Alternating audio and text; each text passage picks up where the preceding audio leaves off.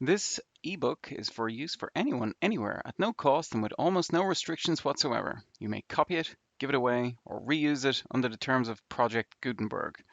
So the title of this book is The Fairy Folk, Fairy and Folktales of the Irish Peasantry.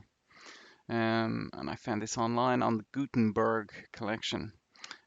So Trooping Fairies, and it's written by W.B. Yeats. So I know these places in Ireland, one of them called Cong, and real mystical areas where the locals pretty much believe that the water which travels underneath the ground creates currents, and these currents create a particular type of energy that affects humans. And I really do believe in this stuff. It's not a matter of belief, really. It's a matter of experience and just experience. I think when you see a grown man cry, for example, you know something's affected them, or you know that they've talked to their dead father, something like this. Anyway, moving on. So these folktales are full of simplicity and musical occurrences, and they are literature of a class for whom every incident in the old route of birth, love, pain, and death has cropped up unchanged for centuries. So fairies and stuff like this, we're trying to go into what it's about and what they are, what way they affect people. Anyway, the Irish word for fairy is sheog, a diminutive of she or banshee, fairies, the fairy people. Fallen angels who were not good enough to be saved, nor bad enough to be lost. The gods of the earth, the gods of pagan Ireland. So the old antiquarians, the Tuatha De Danann, who were no longer worshipped and fed with offerings, dwindled away in their popular imagination and now are, you know, the little people. And they will tell you in proof that the names of fairy chiefs are the names of the Danann heroes, and the places where they especially gather today, the burying places, are also called the Sloa Shi, the fairy host, the Marcra Shi, the fairy cavalcade. On the other hand, there's much evidence to prove them fallen angels.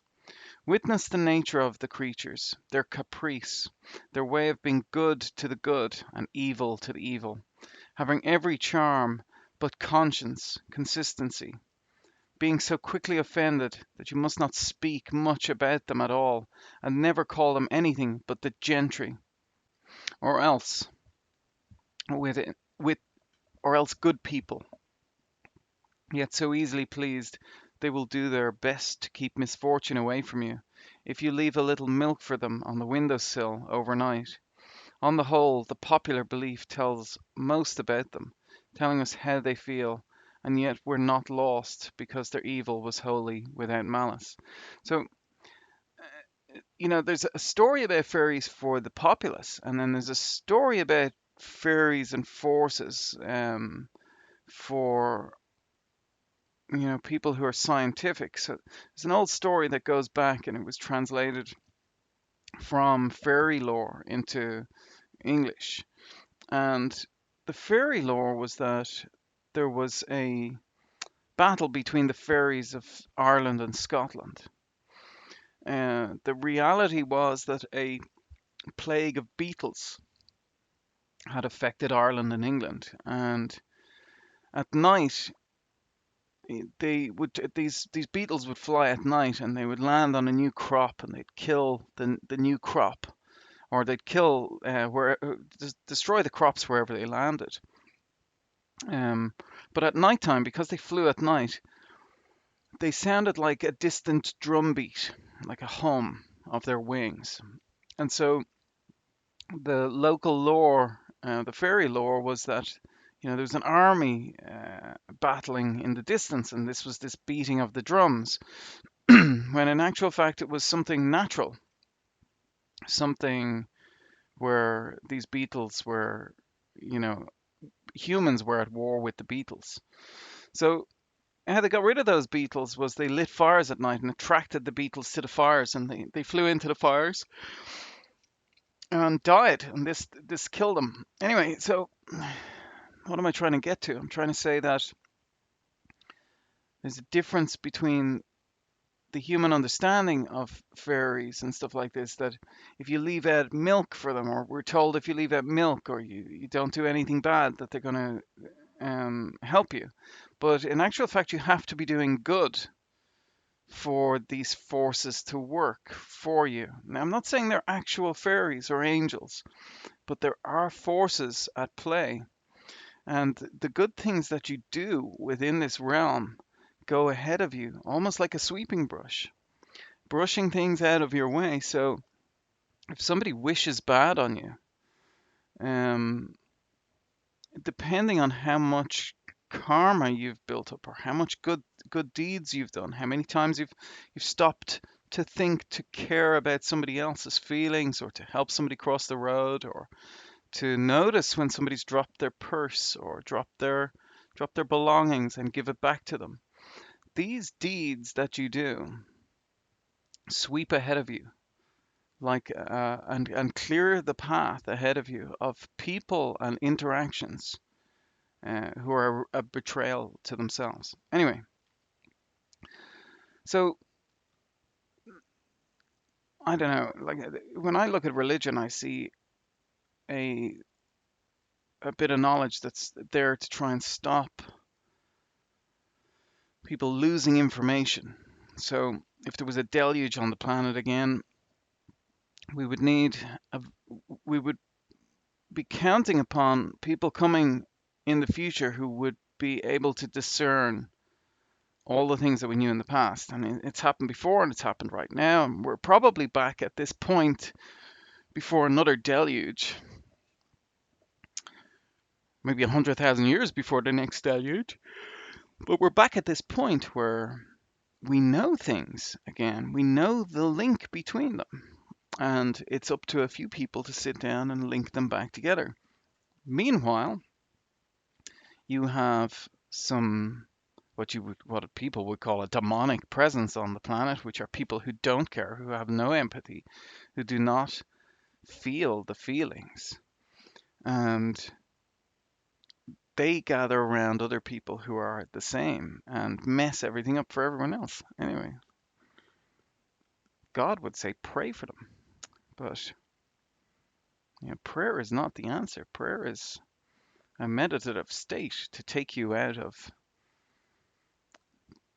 the banal. Anyway, it's good meditative states stop you wanting to hurt anyone else or hurt yourself.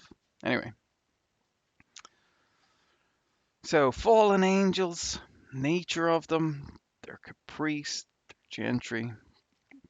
Are they the gods of earth? Perhaps. Many poets and all mystics and occult writers in all ages and countries have declared that behind the visible are chains on chains of conscious beings who are not of heaven but of the earth, who have no inherent form but change according to their whim, or to the mind that sees them.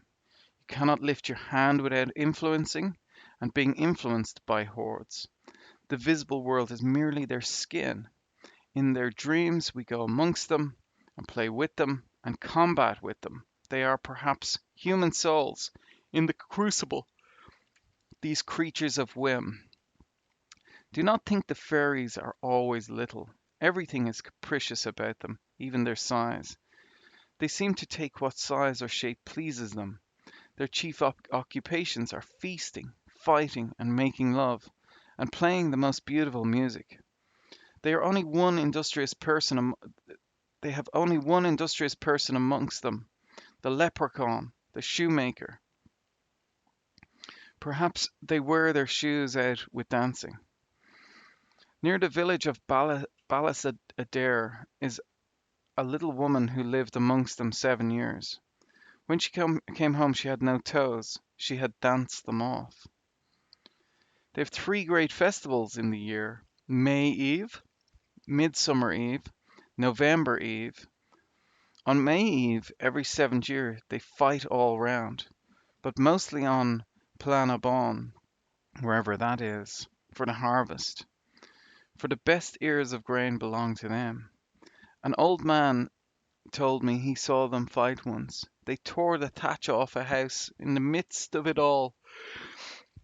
Had anyone else been near, they would merely have seen a great wind whirling everything into the air as it passed. When the wind makes the straws and leaves whirl as it passes, that is the fairies. And the peasantry take off their hats and say, God bless them. These winds we've had over the last 24 hours, they're the fairies.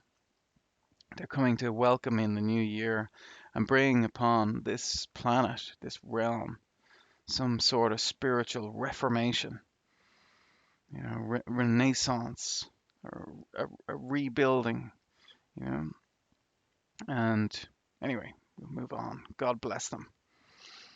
On Midsummer's Eve, when the bonfires are lighted on every hill in honor of St. John, the fairies are at their gayest, and sometimes steal away beautiful mortals to be their brides.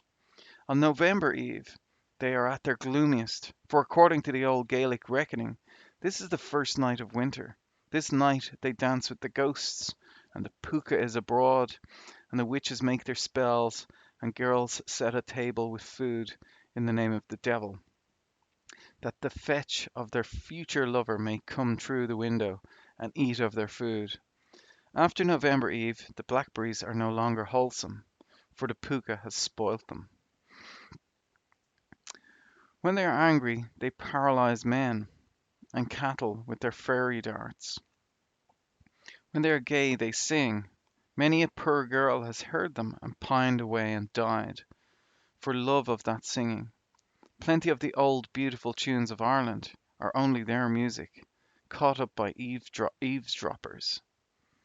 No wise peasant would hum "The pretty girl milking the cow" near a fairy rath, for they are jealous, and do not like to hear their songs on clumsy mortal lips. Carol Ann, the last of the Irish bards, slept on a rath, and after the fairy tunes ran in his head, and made him the great man he was. Do they die?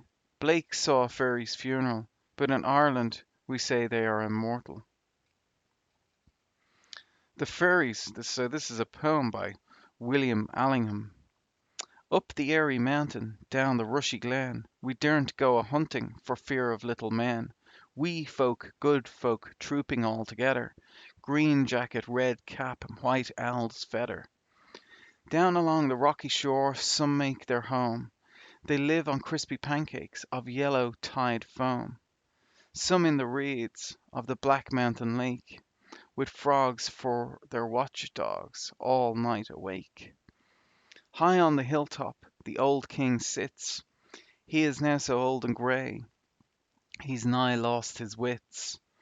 With a bridge of white mist, Columkill he crosses, on his stately journeys from Slieve to Rosses, or going up with music on cold starry nights, to sup with the queen of the gay northern lights.